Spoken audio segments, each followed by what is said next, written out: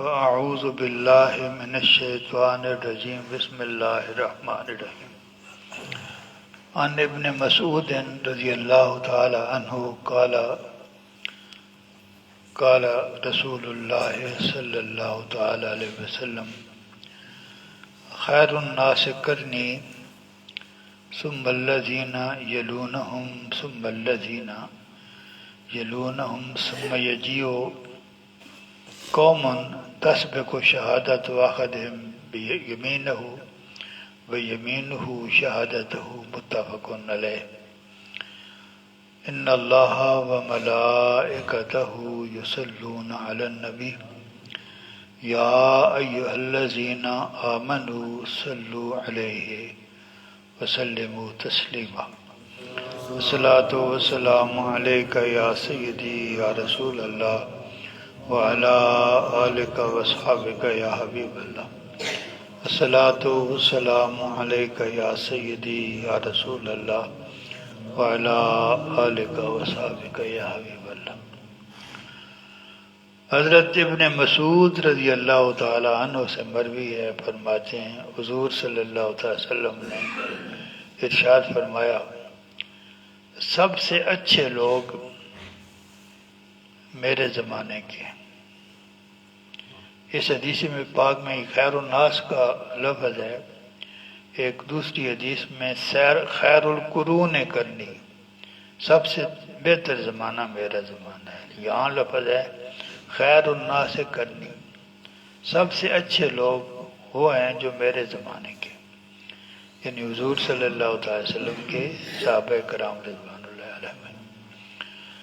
ثم الذین یلونہم، پھر اس کے بعد جو ان کے بعد آئیں گے وہ سب سے اچھے ہوں گے۔ ان تین زمانوں کو خیر القرون کہا جاتا ہے۔ صحابہ کرام کا دور، صحابہ کرام کے بعد تابعین کا دور، اور اس کے بعد تبع تابعین کا دور۔ جس آدمی نے اپنی زندگی میں ایمان لانے کے بعد حضور صلی اللہ علیہ وسلم کی زیارت کی ہو اور اس کا انتقال بھی ایمان کی حالت میں ہوا، وہ صحابی ہے۔ اور جس آدمی نے ایمان کی حالت میں کسی صحابی کی زیارت کی ہو اور پھر ایمان کی حالت میں ہی اس کا انتقال ہوا، اس کو تابعی کہتے ہیں۔ اور اس کے بعد جس انسان نے ایمان کی حالت میں کسی تابعی کو دیکھا ہو، اس کی زیارت کی ہو اور پھر ایمان کی حالت میں ہی اس کا انتقال ہوا ہو، اس کو تبع تابعی کہتے ہیں۔ پہلا صحابہ کرام، پھر تابعین، پھر تبع تابعین۔ ان کو قرون ثلاثہ کہتے ہیں، قرون ثلاثہ۔ ان کو خیر القرون بھی کہتے ہیں، یا سب سے بہتر معنی یہی ہے۔ صحابہ کرام، ایک جس آدمی نے حضور صلی اللہ علیہ وسلم کی زندگی میں آپ کی زیارت کر لی، کوئی غوث، کوئی قطب اس کا مقابلہ نہیں کر سکتا۔ خواہ اس نے ایک لمحے کے لیے اس نے حضور صلی اللہ علیہ وسلم کی، ایسے صحابہ کرام بھی ہیں جن کو زندگی میں ایمان لانے کے بعد نماز پڑھنے کا وقت ہی نہیں ملا، پہلے اللہ تعالیٰ نے اٹھا لی، تو وہ بھی بعد میں آنے والے جتنے لوگ ہیں اس سے ان کا مرتبہ بلند ہے۔ فرمایا اس کے بعد جو میرے زمانے کے بعد جو آئے ان کو تابعین کا دور کہتے ہیں۔ ثم الذین یلونہم، پھر جو ان کے بعد آئیں گے ان کو تبع تابعی کہتے ہیں۔ اس کے بعد فرمایا اس کے بعد ایسے لوگ آئیں گے جو کبھی قسم کھائیں گے، کبھی گواہی دیں گے، یعنی ان کی قسم گواہی سے پہلے ہوگی، گواہی قسم سے پہلے ہوگی۔ عموماً یہ ہوتا ہے کہ آدمی شہادت دیتے ہوئے قسم اٹھاتے ہوئے ڈرتا ہے کہیں اللہ تعالیٰ کو ناراض نہ کر بیٹھے، اور یہ ایسے لوگ ہوں گے جن کو پرواہ نہیں ہوگی، وہ ان کو گواہی کے لیے کہا جائے گا تو پہلے قسم اٹھا دیں گے، قسم کے لیے کہا جائے تو گواہیوں پہ آ جائیں گے۔ تو ایسے لوگ جو شہادت اور گواہی کو کوئی اہمیت نہیں دیں گے، ان کا زمانہ آ جائے گا، پھر ان میں کی وہ بات نہیں ہوگی جو میرے زمانے کے لوگوں کی ہے۔ اس حدیث یہ حدیث پاک متفق علیہ، امام بخاری نے بھی اس کو روایت کیا ہے، امام مسلم نے بھی اس کو روایت کیا۔ وعن ابی ہریرہ رضی اللہ تعالی عنہ ان النبی صلی اللہ تعالی وسلم عرض علی قوم الیمین فاسرعوا فامر ان یسم بینہم فی الیمین ایہم یخلفہ۔ حضرت ابو ہریرہ رضی اللہ تعالی عنہ سے مروی ہے کہ حضور صلی اللہ تعالی وسلم نے ایک قوم سے مراد لوگوں کا ایک گروہ ہوتا ہے، وہ ایک قبیلہ بھی ہو سکتا ہے، ایک خاندان بھی ہو سکتا ہے، زیادہ لوگ بھی۔ حضور صلی اللہ تعالی وسلم نے ان پر یہ کہ تم قسم اٹھا سکتے ہو، وہ صورتحال یہ ہوتی ہے مثال کے طور پر اگر کسی علاقے کے لوگوں پر، ایک پہلے حدیث ہم نے پڑھی ہے کہ مدینہ طیبہ میں کچھ لوگ گئے اپنا خیبر میں، 3 آدمی تھے، وہ آپس میں علیحدہ ہوئے، تو بعد میں جو ایک ان میں سے اس کی موت واقع ہو گئی، کسی نے اس کو قتل کر دیا۔ حضور صلی اللہ تعالی وسلم کے پاس وہ آئے تو خیبر والوں نے ہمارا بندہ مار دیا۔ حضور صلی اللہ علیہ وسلم نے فرمایا کوئی گواہ ہے تمہارے پاس؟ گواہ تو نہیں ہے۔ پھر وہ قسم کھائیں گے، وہ ایک طریقہ کار ہے، اس کو قسامہ کہتے ہیں، 50 آدمی قسم۔ یہ حضور صلی اللہ علیہ وسلم کے دادا کے زمانے میں بھی ایک قسم اٹھائی گئی تھی، تو ان لوگوں کے بھی 50 آدمیوں نے جب ان سے حضور صلی اللہ علیہ وسلم نے فرمایا کہ تمہارے علاقے میں ہمارا آدمی مردہ پایا گیا، تو اس کے 2 صورتیں ہیں، اس کی یا تو تم اس کی دیت ادا کرو، وگرنہ ہم تو انتقام لیں گے۔ پھر حضور صلی اللہ علیہ وسلم نے ان کو یہ گنجائش دی کہ تمہارے اگر 50 آدمی قسم کھا لیں تو ہم جو ہے قصاص بھی چھوڑ سکتے ہیں اور دیت بھی چھوڑ سکتے ہیں۔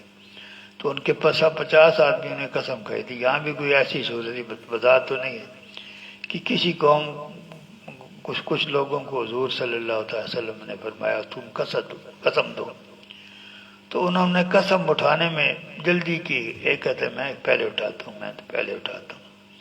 تو حضور صلی اللہ علیہ وسلم نے ان کے درمیان قرآن اندازی کی کہ کون پہلے قسم اٹھائے گا۔ یعنی ایسے لوگ بھی تھے حضور صلی اللہ علیہ وسلم کے زمانے میں، لوگ گواہی سے بھی ہچکچاتے تھے، قسم کھانے سے بھی جو وہ ہچکچاتے تھے۔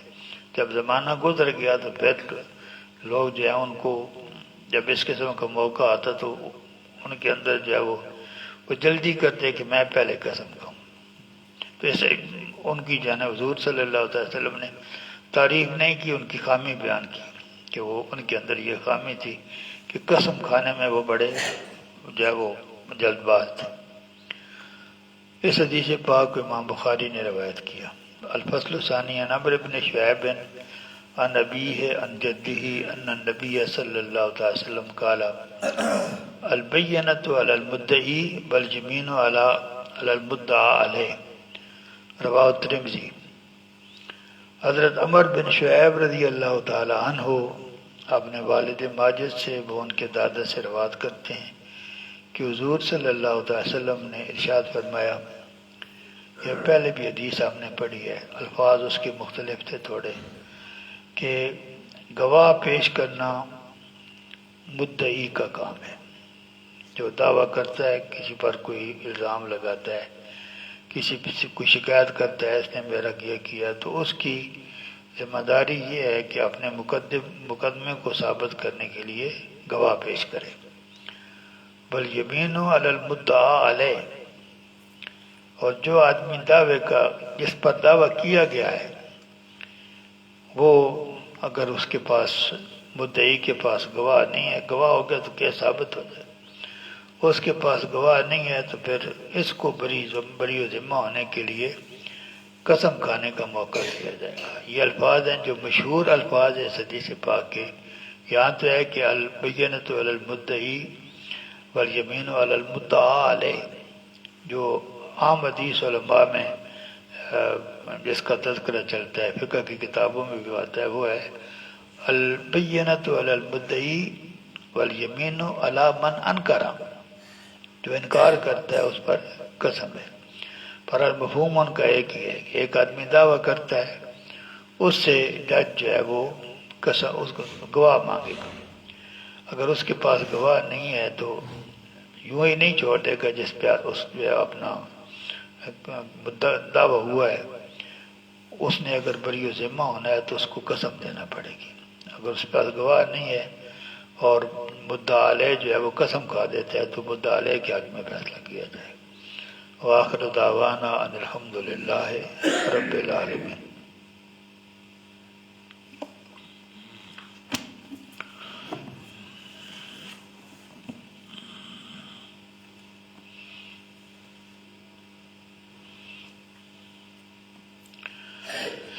والکسر عزیمت، حالت سفر میں کسر کرنا یہ خدا کا حکم ہے۔ ہم سمجھا یہ جاتا ہے نا کہ یہ اجازت ہے۔ قرآن حکیم کے یہاں الفاظ ہیں، ان الفاظ سے یہ پتہ چلتا ہے کہ بندے کی مرضی ہے، مرضی کے لا جناح کیا کیسے آتا ہے، وَإِذَا كُنْتُمْ عَلَىٰ سَفَرٍ،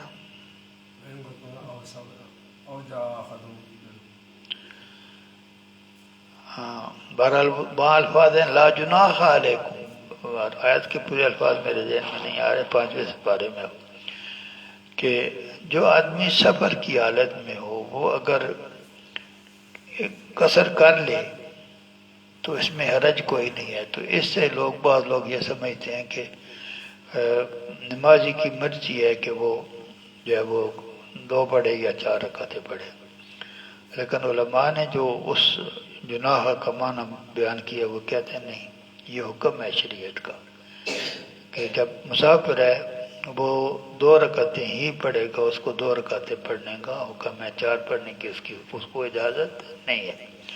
تو یہ کیا کہ قصر جو ہے عزیمت ہے، 2 چیز ہوتی ہے، ایک ہوتی ہے رخصت، ایک ہوتی ہے عزیمت۔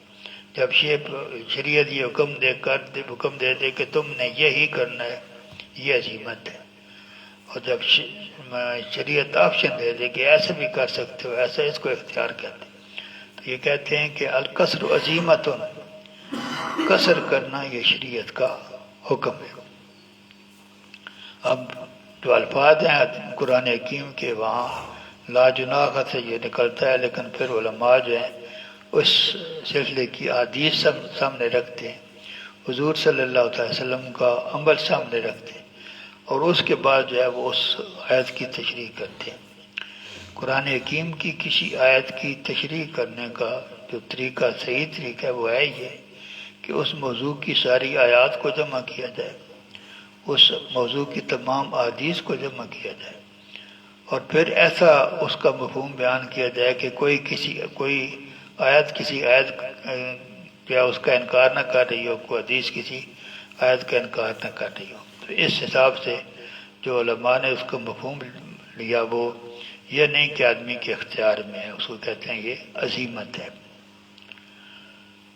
اور اگر کسی آدمی نے 4 رکعتیں مکمل پڑھ لی، 4 رکعتیں مکمل پڑھ لی، تو اگر 2 رکعتوں کے بعد اس نے وہ بیٹھا تحیات پڑھا پھر تو اس کی نماز ٹھیک ہو جائے گی، لیکن اگر کیونکہ 2 رکعتوں والا بات جب وہ اگر آدمی نہ بیٹھے سجدہ صاحب سے نماز پوری ہو جاتی، یہ واجب ہے نا، واجب چھوٹ جائے بھول کر تو سجدہ صاحب سے اگر ایسے نماز درمیان والا قاعدہ نہیں بیٹھا ہے تو پھر اس کی نماز نہیں ہوگی۔ کیوں ایسے؟ جو مسافر ہے اس کے ذمہ 2 رکعتیں، دوسری رکعت جو آخری رکعت ہے، اس کے بعد بیٹھنا فرض ہے، اس کے بعد بیٹھنا فرض ہے۔ تو اگر وہ اس نے فرض ادا نہیں کیا تو اس کی نماز ادا نہیں، اور اگر جو ہے وہ بیٹھ گیا تو پھر اس کے فرائض تو پورے ہو گئے، پہلی رکعت بھی جو ہے پہلی رکعت کا قیام بھی کر لیا، رکوع بھی، سجدہ بھی، دوسری کا بھی، بیٹھ بھی گیا تو نماز اس کی پوری ہوگی، بعد پہلے 2 جو اس کی رکعتیں ہیں وہ نفل ہو جائیں گی۔ آپ بھی بھول کر اگر 4 کی جگہ 6 پڑھ لے 2 نفل ہو جاتے۔ تو کسی آدمی نے 4 رکعتیں پڑھی اور 2 رکعتوں کے بعد اس نے قعدہ کیا اور اس میں تشہد پڑھا، اس کی نماز ہو جائے گی۔ لیکن اگر نہیں کیا تو اس کی نماز نہیں ہوگی. لیکن جب صحیح تو ہوگی لیکن مکروہ ہوگی، صحیح تو ہوگی لیکن مکروہ ہوگی. ایک اور صورت بھی ہے کہ آدمی مسافر تھا، 2 رکعتیں پڑھی، تیسری رکعت کے لیے کھڑا ہوا تو قیام کی نیت کر لی، اقامت کی نیت کر لی کہ میں اب یہاں ٹھہروں گا. اس صورت میں اس کی نماز جو ہے وہ بھی ہو جائے گی. تو یہ بات ذہن میں رکھنی ہے کہ الفاظ قرآن کے جو ہے ان سے آدمی اگر اور کچھ نہ دیکھے تو یہ نتیجہ نکال سکتا ہے کہ یہ آدمی کو اختیار ہے، رخصت ہے. لیکن فقہا کا فتویٰ یہ ہے کہ یہ عزیمت ہے، یہ ایسا کرنے کا شریعت حکم دیتی ہے. یہ مرضی نہیں کہ مرضی یہ پوری پڑھو، مرضی یہ قصر پڑھو. اگر تم مسافر ہو، تم نے سفر کا ارادہ کیا ہو تو تمہیں نماز قصر کرنی پڑے گی.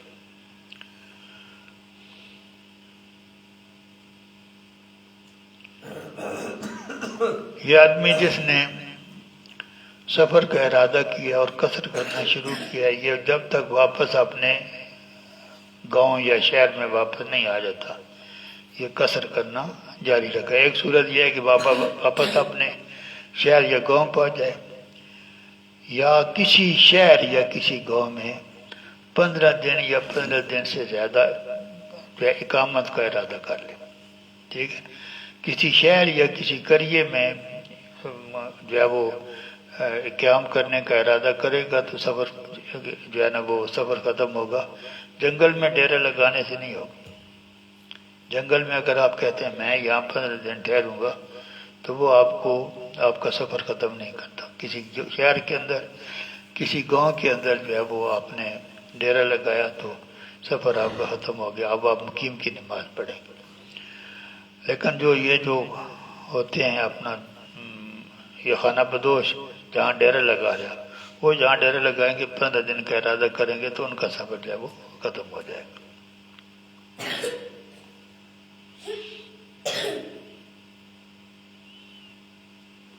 اگر اس سے 15 دن سے کم اقامت کا ارادہ کیا یا کچھ ارادہ بھی نہیں کیا، 10 سال بعد جو چکر لگاتا رہا تو وہ مسافر ہی ہوگا. یعنی تعلق سفر کا بھی اور اقامت دونوں کا نیت کے ساتھ ہے. جب آپ نیت کر لیں گے تو مسافر ہو جائیں گے، جب قیام کی نیت کر لیں گے سفر ختم ہو جائے گا.